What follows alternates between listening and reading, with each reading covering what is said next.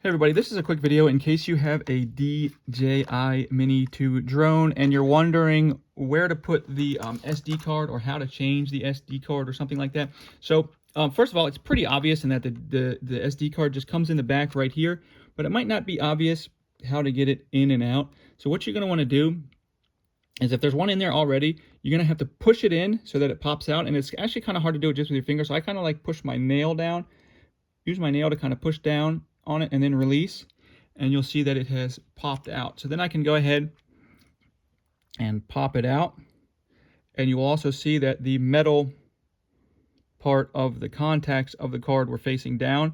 So then we'll just come in with the card that we want to put in. The same thing, we're just going to put it in, metal contacts down, slide it in, and when we slide it in, we're going to push it in. Again, I'm going to push it with my nail again until it kind of, I'll be real quiet, you might be able to hear the click. I don't know if you heard the click, but you push it down until it clicks in, and now it is in.